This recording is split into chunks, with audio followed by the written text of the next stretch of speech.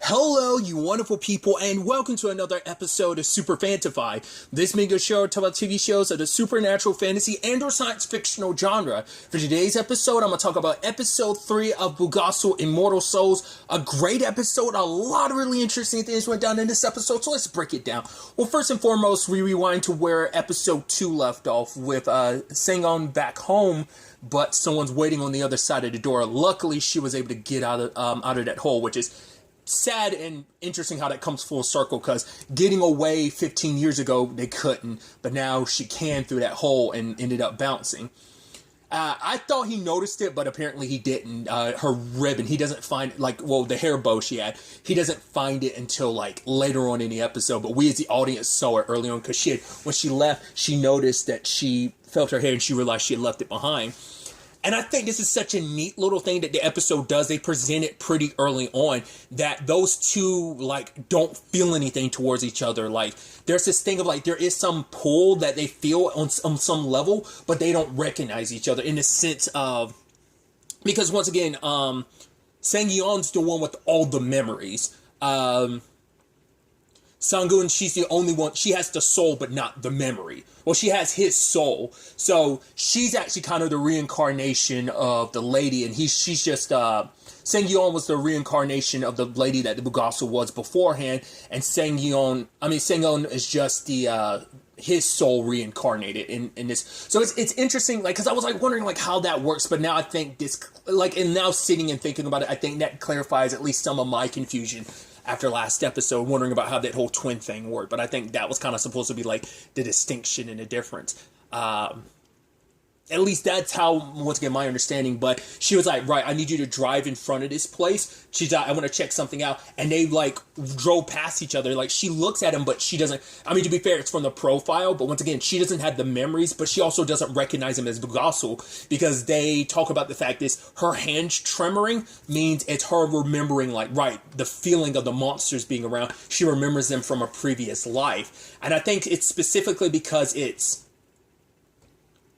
Hwal's soul. So, because I was about to say, she never ran into any of these monsters, but it's once again, she's reacting based on Hwal's soul, because he came across all these monsters. He killed them in a previous life. So, of course, his soul, recognizes them. So, that's why she has the reaction she does around them. But, like I said, even then, she's driving by in the car, he doesn't think about it. He's also looking away. And I think this episode is a beautiful representation of, man, fate and destiny is funny and fickle and really interesting.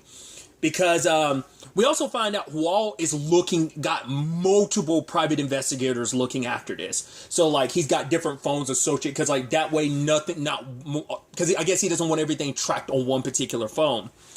I was also curious, too, when he was leaving the building, when they were like, oh, we need to see your ID. I was like, he probably has one, because, he's been living long enough to know how to blend in, and he pulls out an ID. It just hasn't been updated. It's tied to an older identity, but it's 1960. He's like, yeah, I look younger for my age, don't I? And the cops calling is, yeah, we gotta look into this because it looks suspicious. So it's right.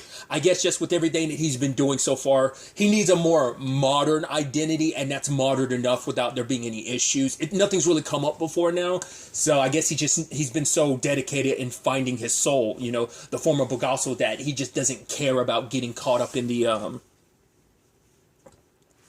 minute details of right, I should probably more modernize my ID so it won't look too crazy. Yeah, long ago that wasn't an issue. I could cover up the fact is I'm younger, but it's nah, I'm supposed to be what?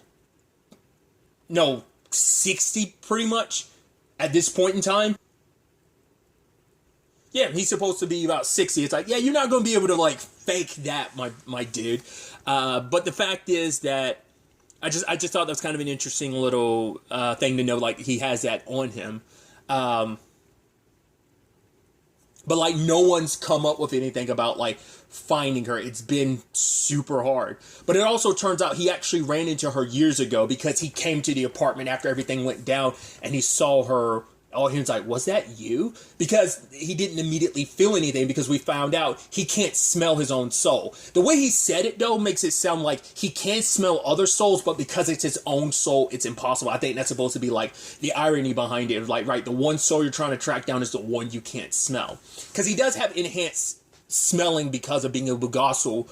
But I don't know if that's supposed to mean he can just generally smell souls, but it made it seem like, yeah, I can't smell my own soul. So it seems like he can't. I guess that also helps him track down the other monsters, too. It's like, right, he's like, oh, I can find you because I can smell you. I know exactly where you are. So I think that's, like, kind of just a fascinating little detail, but it turns out he's also investigating the monsters. Like, it's like, oh yeah, he's looking for people. It's like, oh, you're always looking for dangerous people, because this one guy in particular is like, yeah, this guy, there's been people linked to disappearances around him. He's like, no, it's this guy. And it's like, oh, how can you tell? He's like, I just know. And it's like, right. So he ends up confronting the guy. I didn't even recognize. That's the thing, though, because of like the different ages and stuff like that, and just their, you know, some of the facial hair is different. I didn't recognize him as the monster he killed a couple hundred years ago, the one that was like, oh, I killed her, and he's the one that informed all that, like, oh, we're all after her soul because we smell that soul and we're all drawn to it. That guy, who's, I love that when he runs into him again, the guy stabs him, he's like, you stabbed me in the exact same place you did hundreds of years ago. But it's like, yeah, not all of them reckon, like, that's what I'm so curious about.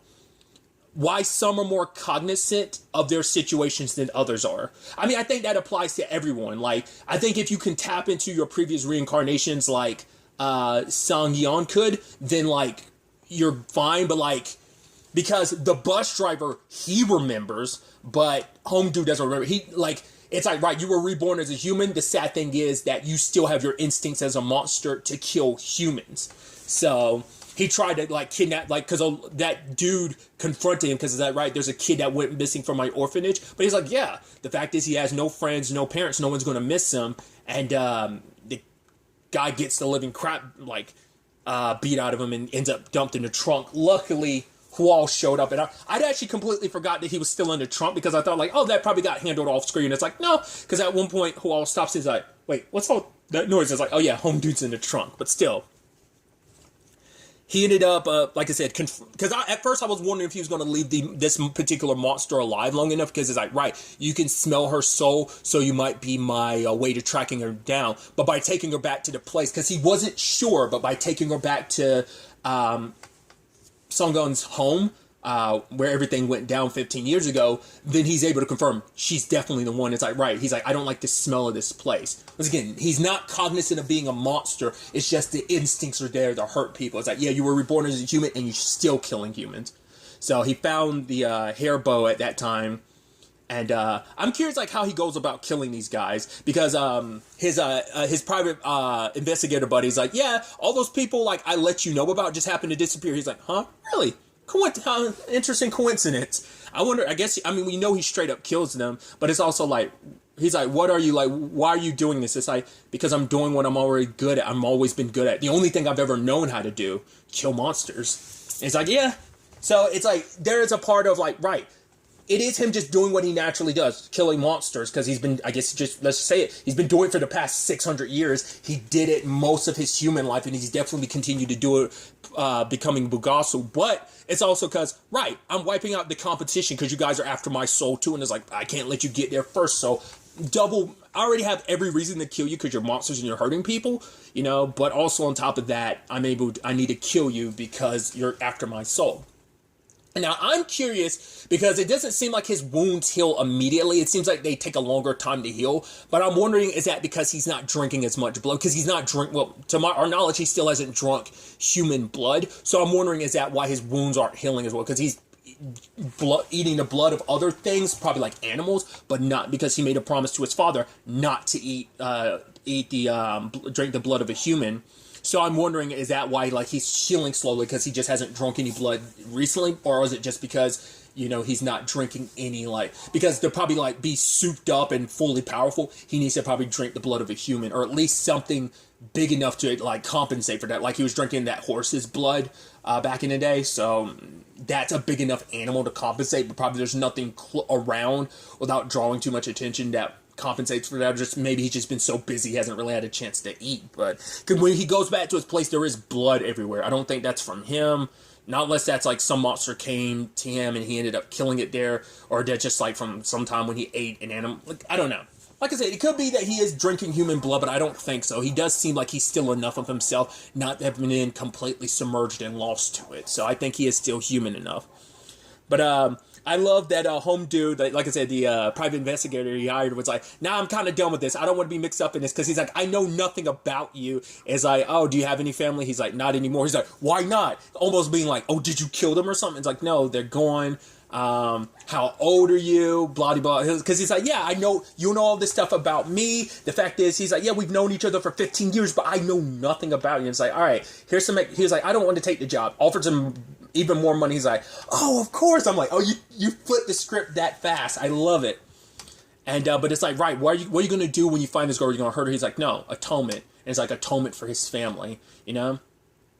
Which is bitter, because for him, his plan, because he told it to that old lady back in the day, it's like, right, he's not going to kill the Bulgasal. He's going to take back his soul, make her Bulgasal again, and then throw her in the deepest, darkest pit. Like, basically what they had planned for him is, I'm going to do the same thing to her. Because that way she lives forever and, like, has to live. Like, he doesn't plan on killing her. He doesn't want to. He wants to make her a monster again and lock her away. That way he can make up to his family, like, for the mistakes he's made, what he did, the misfortune he sees that he brought about to his family. So it's sad, you know, to know that, because he's never made it clear, he knew that he was going, like, for him, that would be getting revenge. Killing Bulgasal won't. It's like, this way, you get to, like, you need to live with what you did to me, because I've had to live for these 600 years for what happened. The misfortune I brought, like, that's been weighing on his soul, and to know that's how he plans on getting revenge is really interesting. But I also love that he saved that kid that's in the back of the trunk and everything. I love that he's like, that literally just healed and just stabbed me in the exact same spot. I'm like, I love this, like, slapstick situation that they're in. And the kid's like, oh, you need to go to, like, a hospital. He's like, shut up and go away. He's like, next time you come around here, you're going to die. I was like, please tell me we're going to get more of this kid. Please tell me that he ends up becoming Hual's, like, sidekick or something. I love it if that ends up being the case. But the reason why I think, like, it's so interesting and so fascinating how life works, that the private investigator dude calls someone a former detective, Quan. For one, didn't recognize two things. One, didn't realize, hey, that's the same cop that was investigating Songgun's family 15 years ago. He even references it later on. He's like, yeah, there was a case 15 years ago. That's why I quit. Two, did not realize that was the general. I didn't recognize it last episode when he was at the hospital 15 years ago checking up on Songgun, like investigating the case. Nor it wasn't until just now I was like, that's him. Because once again, different outfits, facial hair is a little different. I was like, wow, Hual's dad, adopted dad, resurrected. I wonder if it's the first time, like, potentially Hual will run into his father reincarnated, because he's run into the monsters over the course of the years, but probably not too many well, because we know that Songgun or Songyeon, whichever way you want to look at it, they, like, were reincarnated over the years, but monsters ended up getting to, whether it was just old age or whether it was other monsters getting to her beforehand. I'm assuming it's the latter, monsters getting her. But yeah, like, so he's never been able to kind of run into her. I think the last time he probably actually laid eyes on her was right in front of her, was when he became the Bulgasal and he killed her 600 years ago. That's probably the last time he's ever been out. He's been trying to track her down ever since. Because those photos he has of her are older. We don't know how old they are, but they must be from like a couple decades ago or something like that. So it was like it seems like that's probably, those pictures are probably from the previous reincarnation. But yeah, his dad, I was like, interesting. And this ties into many different things. One, the fact is that his dad is being brought into this, and obviously, like, Hual has no idea. Two, his dad has an even deeper connection to this case, because 15 years ago, Songgun mentioned Bulgasal, and he was all about Bulgasal. I was like, oh, do you remember Bulgasal from a previous life? He remembers Bulgasal from this life. His younger sister was murdered by Bulgasal. Once again, I don't think it's Bulgasal. Either it's something pretending to be Bulgasal, or it's something that is also a Bulgasal, like the species that they are, and just, because once again, that monster reference, it's not just us, there's another person with like a dark soul or dark void inside of them looking for her. So that's who killed Sungyeon and their mom, as well as a Detective Quan's potential, like, sibling back then. So once again, fate's interesting. Like, they all find themselves in this circle, like, trapped in this, like, endless loop. Like, fate has brought them back together. Modern day we're bringing back all the players in this situation, which I think is, once again, it's like, oh, this is so dope. And it's just like, it's, like I said, just fate being fickle and funny. Because at the same time, this is all going down, like,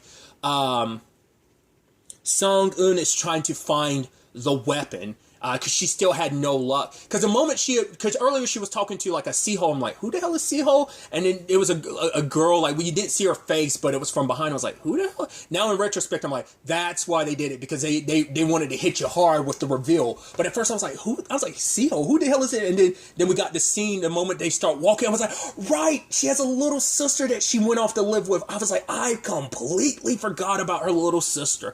I was like, that's who Seho is. Because I didn't remember them saying her name last episode. Maybe they did and I just didn't remember, but I was like, oh my god, I forgot you had a little sister.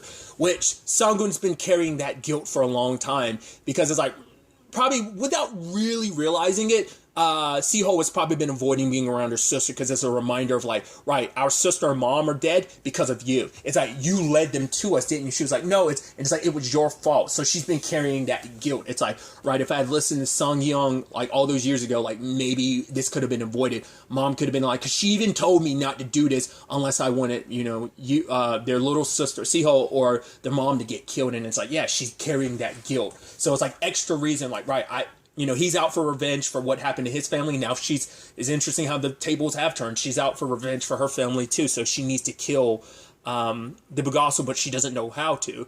She remembers her sister bringing up the sword, but she's like, I don't know how to find it. And in that moment, like I said, right, going to acquiring, about it in an antique store in the back alley. Sadly, the store they have isn't the one. I even love the guy being like, oh, maybe in a previous life you wielded a sword. She's like, oh yeah, maybe I fought evil with it. I'm like, that is ironic statement to make. But sadly, it wasn't a sword. You can tell immediately because you're like, right. Because I also like the hilt being shaped the way it was. It's like, yeah, that's not the same hilt. Because that sword that she picked up was like, that looks more like a katana / tachi. So I was like, it's not that type of sword. The sword has a straight blade. This one had a curve to it. So once again, also like not the hilt, but the guard to the blade. Because the sword they use, it has a guard, but it's not like it's not like a tachi / katana guard. It's more of it all points up to the blade. Like, God, what would be the best example to use? Like Lionel from Thundercats. It's not the same, but it's got that. It's a shape, but not like the circle shape like you would see like for a katana or whatever. So you could immediately tell it wasn't going to be the sword. Interestingly enough, she runs into the bus driver, like I mentioned earlier.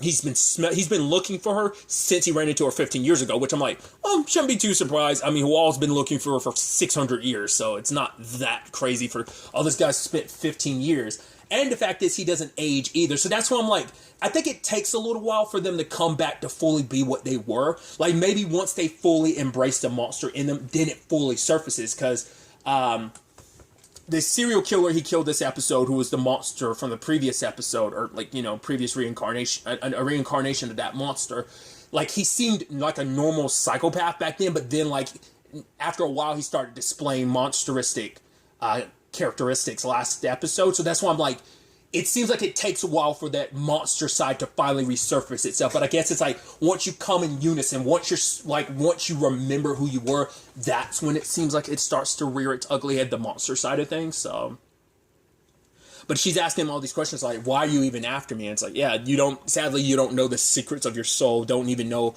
your own past. But the monster's like, he's like, oh, I'm taking a big sniff of you, which kind of reminds me of the monster. Him sniffing like that made me think of the monster from Jeepers Creepers a little bit. But it's like, yeah, I'm going to suck up your soul, and I'm going to find you again. Like, I found you after all these 15 years. I'm going to find you again. So she tries to leave it behind, but it's like, right, you or any monster come after me, like, you won't find me. But, sadly, skipping ahead a little bit, he does. I do love the fact is that she is a very sweet person. The moment she finds out one of her coworkers is like, oh, your hand is injured? Yeah, I'll take over work. She's like, no. If the boss finds out, like, we only get to stay working here if the boss thinks we're not sick or hurt or anything. It's like, no, don't worry. I'll cover for you. And she ends up doing everything by herself, Which I love her just initially just looking at it all, just sighing, like, all right, I went ahead and told everyone I'm going to do this, so I'm going to do it. So she puts in the work. At the same time, Hual is looking for her, going from different, because smelling her band, like, once again, he has enhanced smelling, because he called his private investigator out for smelling like alcohol. The guy was like, "No, I stopped at a sauna," and he smells himself. It's just like, yeah, Hawal just has a really sensitive nose, a keen smell. So he ended up picking up where she worked because he could smell the laundry detergent and stuff on her. So he knew she had to work at a place like that. So gave them a direction to point a place to kind of look in that direction. So that's when the guy, the private investigator, like brought in Detective Quan to be like, "Oh, work for me, leave your agency behind," because he mainly deals with like cheating spouses and that type of thing.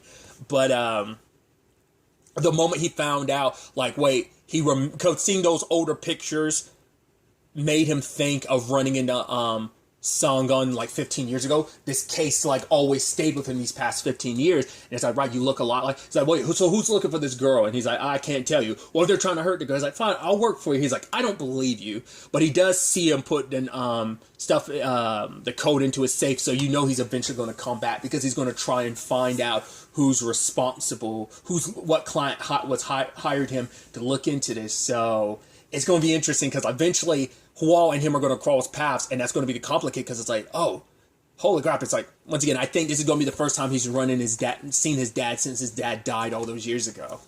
So that's definitely going to be an interesting reunion in more ways than one. But like I said, I like that he's checking out all these different places, and I love that him and when he eventually finds the right place, he ends up getting Song-gun's address by getting up. Her boss is like, "Oh, I can't give it to you," and it was like, "Here's some money." Wait, I'll get it for you. Because I love that he was immediately like, "Oh, she's some troublemaker, isn't she?" Like, she doesn't want to sign a contract. She just wants to work because she doesn't want any paperwork that could lead back to her, making it easy to find her. And I love our detective, our private investigator was like, "Yeah, I looked on the map. There's no reason to go there because there's nothing there." He's like, "Check it out yourself." Like, the fact is, like, maybe there's still something there. He's like, "Fine, you know what? Screw it. I'm going to check it out myself." And I love that, like, Song-gun is like right there from him, but she's in like her suit, like, not a hazmat suit, but, you know, just so she can clean up and stuff, and he doesn't recognize her. And I love that it's almost sweet how he's helping her. And I love that it's like, oh, he's like, "Yep, here." And she's like, "Oh, thank you. And she starts moving it a little bit, and it falls again. And her just taking her finger and pointing towards it, like, almost like, "Please." And he's like, and he carries it for him, like, "Oh, that's super sweet." It's like, you're right in front of each other and you don't know it. Because they felt something before, but now they're in close proximity. It didn't click to either one of them. I love that, because once again, her hand doesn't shake around him, and I think that speaks volumes that he's not. Maybe that's supposed to be indicative of just because of, well, it's his soul recognizing it's like, even though he's Bulgasal now, it still recognizes him as its previous owner, so maybe that's why it doesn't work like that. Or it's supposed to be indicative of, you're not the monster you seem to be. Because that's why I was almost wondering, like, I mean, like I said, it seemed indicative that the one who attacked all those years ago was her as Bulgasal. But that's why I'm like, it didn't make any sense. Like I said, I was still under the impression like she was being controlled the way her eyes were. So it's like, there was still more going on that I think even Hawal doesn't know about back then. They still haven't touched on that. So that's why I'm like, I kind of left that theory behind. But that's why I'm like, even more with this, makes me think like she's not the evil person. I mean, once again, she went out of her way to save you when you were a kid, so why would she like do something now against you? Like, that's why I'm like, there's just definitely something off. That, you know, once again, I think it deals with the other player that's involved in all of this. Maybe that was them back then, and just that's them now. I don't know. I think that they're playing, they're keeping those cards very close to the chest and like waiting kind of to reveal like the twists and turns to this, that like things aren't what you thought they were type of thing. So we'll see. But I love that. I was like, I saw the red band on her hand. I'm like, is he not going to notice that? But he didn't notice it until he had left. And by the time he came back, because like she had taken the stuff off, but like after he was on the phone, he just immediately walked away. So he didn't bother looking. Because right. Her boss thought it was the person that's supposed to still be working there. He didn't know Song-gun had taken over. Granted, even she's using a different name at work. But still, I love that. I was like, you're so close to each other. I was like, man, that's funny how that works. But as he's walking away, like as he remembers it, he turns back around, and sadly she's being attacked by the bus driver. But what's so interesting, I was like, okay, he's probably going to come and save you, which he does, but not before like something clicked inside of her. She gets an old memory, and then she attacks. And then, like, she kind of snaps out of it, and he's super jacked up, and you're like, oh. I was like, what just happened there? Now, the memory she saw, because the thing is, it is Hwal's soul, so part of me wonders, he is a monster hunter, he is a fighter, so I'm wondering in that moment, did that instincts of that soul kick in and she defended herself, or is this supposed to be indicative of her remembering who she was as Bulgasal, or who she was before becoming Bulgasal? Like, I'm leaning more towards thinking that it might have been Hwal's soul kicking in at that moment in time. I don't know. Because it kind of makes me think of, there's a movie coming out from A24. I forget, I'm going to butcher the movie's name, but it's going to be like a new A24 movie with Michelle Yeoh, where she's able to access the powers of every version of herself across the multiverse. Once again, a little bit like the one, except you don't have to kill the other versions of yourself. I think it's going to be like, I think there's a little bit of that, like I said, Hwal's soul like remembers what it's like to be a warrior, and it kicked in that moment. We'll see. We only got a little glimpse at it, but luckily Hwal showed up in time, taped the knife to the hand, and started jacking home dude up. Broke his arm and everything, and ended up tossing the bus driver away. And in that moment, the bus driver pulled out another knife, and his eyes started flickering yellow. So the monster in him is starting to resurface again. And in that moment, Sung-gon stopped him from going. It's like, don't hurt him. Oh my God, you're hurt, you're bleeding. You should go to a hospital. And looking at her, it's like, right, I found you. After everything, I can finally get my revenge. I was like, are you actually going to do it, though? And in that moment, she touches a cut on his face, and he saw a memory. It's of her previous life, of her, I think, before she became Bulgasal. And he's like, what did you just show me? And it's like, and in that moment, Siho shows up. Lo and behold, who is Siho? His wife reincarnated. I was like, dude, the drama, the twists and turns. Like, once again, it makes sense why they didn't want to reveal what she actually looks like. Oh, because he was just thinking about it beforehand, about his family, thinking about his dad, thinking about his wife, thinking about his son, once again, even the daughter he never got to know because of all of this. And in that moment, seeing her again, like, Sang-gu goes over to kind of, get in front of her sister, like, no, everything's okay, and she's looking at him and, like, you're kind of weird, you're freaking me out, dude. And so, that's where we end. I'm like, dude, hell yes. I was like, once again, it's like everything's coming full circle. You have the woman you've been looking at for the past 600 years right in front of you. Your revenge is so close. And she's in front of, like, the person she's wanted revenge against for the past 15 years. Once again, I guess technically even longer, because it's like, right, her soul's just been reincarnated over and over again. And it's like, right, you've kept this going with your grudge. And so they're back to where they are yet again, both having a grudge against him for different reasons. I mean, he has a grudge against her, she has a grudge against him, so they find themselves in this perpetual loop. But then we have some other complications to it. We have his father being reincarnated, who now lost a sister to quote-unquote Bulgasal. We don't know. His sibling said, like, oh, Bulgasal, but we don't know for sure. Like, it just could have been something else that is a Bulgasal, because it might not just be a one-off thing. It might be multiple species. Like, we don't know what the circumstances are. But now it's also like, right, not only is she the person you're looking to get revenge against, her sister is your wife reincarnated. So it's like, right, I've already hurt you in a previous life. I don't want to do it again. Especially like, right, this is your sister. Oh, dude, this is so good. It's so good. The twists and turns. The drama, dude. I'm so excited to see where the next episode takes us, or rather, tomorrow's episode, which will be today at the time of this going up, but still, I'm excited to see where episode 4 takes us with this interesting complications Hwal finds himself in. So we'll see how he handles this and where things take us from here. Because she still does, because Sung-gun still doesn't recognize him as Bulgasal, so she doesn't know, like, oh, I need to get the weapon, because she still doesn't have the weapon necessary to kill him. But we'll see how this plays out. But really, that's all I want to talk about. Till the next time we meet, be happy, be safe, live life to the fullest, and enjoy it. Good day, and goodbye.